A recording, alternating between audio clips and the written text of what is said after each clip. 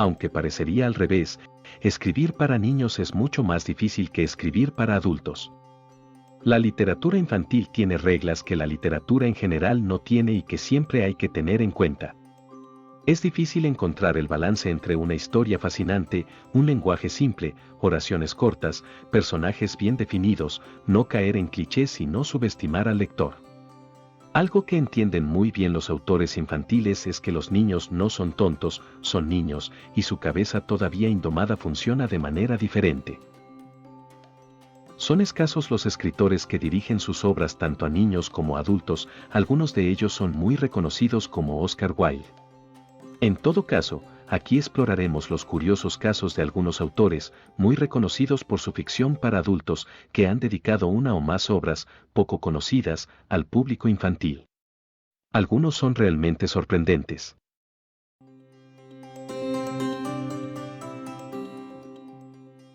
Mejor conocido por trabajos como El nombre de la rosa, el italiano Umberto Eco escribió la obra Los tres cosmonautas, cuya lectura invita a reflexionar sobre aspectos de la discriminación. Es una corta aventura de tres astronautas de tres países diferentes, Estados Unidos, Rusia y África, que viajan al planeta Marte. Al enfrentarse con lo que allí encuentran, comprenden algunos aspectos de la discriminación.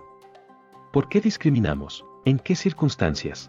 ¿Cómo lo hacemos? ¿Cómo podemos encontrar cosas que nos unan?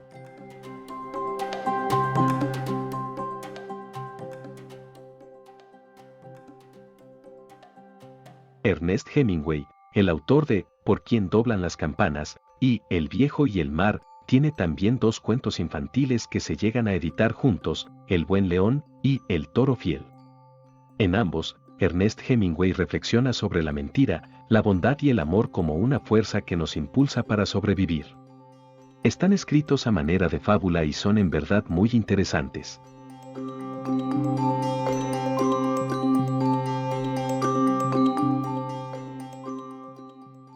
James Joyce es más conocido como poeta, dramaturgo, cuentista y novelista.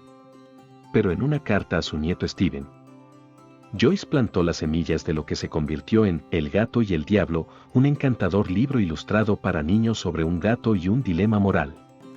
El cuento narra la historia del puente de Beaugency, antiguo pueblecito situado en una orilla del Loira, que es el río más largo de Francia. También enseña el amor por los gatos y la importancia de la bondad.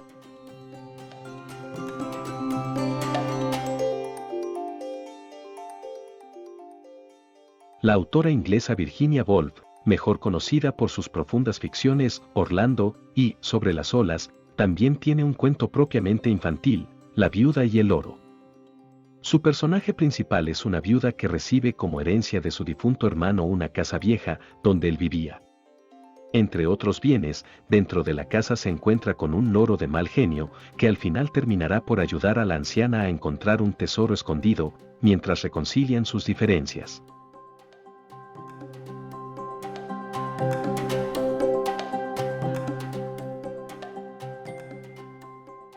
El novelista indio-británico Salman Rushdie ha sido muy aclamado y controvertido por sus obras literarias, pero en 1990 dedicó su talento a la literatura infantil con la publicación de Geraun y el mar de los cuentos. Una alegoría fantasmagórica de un puñado de problemas sociales y de justicia social, especialmente en la India, explorados a través del joven protagonista, Geraun, y de la narración de su padre. Una de las sorpresas del libro es el desglose de los significados y el simbolismo del amplio elenco de nombres de los personajes, un intrigante puente lingüístico y semántico con la cultura india.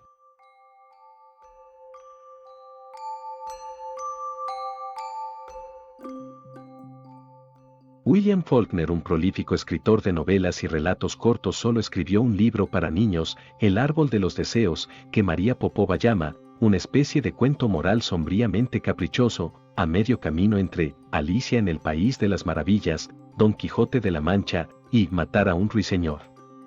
Es sobre una niña que se embarca en una extraña aventura en su cumpleaños solo para darse cuenta de la importancia de elegir los propios deseos con consideración y bondad. Faulkner ilustró y encuadernó con cariño este libro para una niña, conocida suya, que era hija del amor de su vida.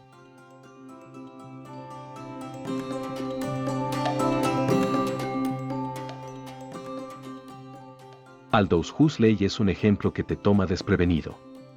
Junto a una primera edición de su clásico distópico, Un Mundo Feliz, se encuentra un vibrante libro ilustrado llamado Los Cuervos de Perblessen, ilustrado por Safi Blackel y publicado en 2011. Escrita en 1944 para su sobrina Olivia, la historia presenta a una inteligente pareja de cuervos cuyo huevo no deja de desaparecer hasta que se proponen encontrar al ladrón.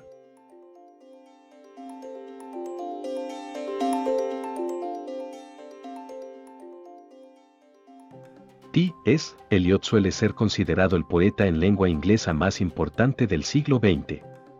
En la década de 1930, Eliot, bajo su seudónimo Old Passem, escribió una serie de cartas a sus ahijados, en las que incluía un puñado de caprichosos poemas sobre psicología y sociología felina. Finalmente se publicaron en 1939 como El libro práctico de los gatos de Old Passem, ilustrado originalmente por el propio autor.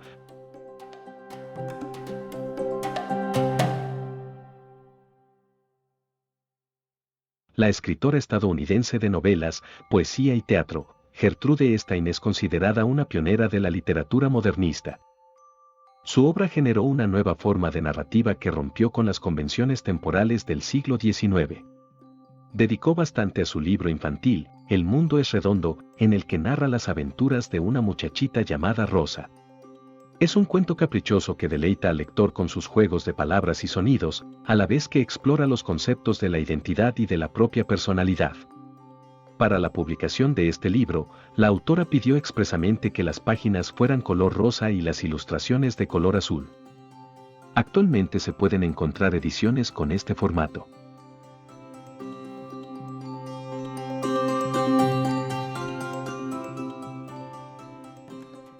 El interés en esta autora ha estado centrado en su tragedia personal, en el desamor, en la forma en que murió y, para ser justos, en sus buenísimos poemas. Pero rara vez se habla del hecho de que también escribió 2 libros para niños, No importa el traje, y El libro de las camas, así como otro cuento, La cocina de la señora Cherry, que posteriormente se recopiló con los 2 primeros. Aunque se publicó después, El libro de la cama, se escribió primero. En él, describe varias camas que son mucho más interesantes que las camas para dormir, como una cama con propulsión a chorro, una cama para merendar, una cama de bolsillo y una cama que rebota, etc. Podríamos mencionar a algunos más, pero los autores que aquí se enlistan son los que me parece que contrastan más el estilo con que los conocemos y su brillo como autores infantiles. Sin duda, uno no termina de conocer a los buenos autores y es maravilloso cuando sorprenden con historias para niños que son a la vez entretenidas y profundas.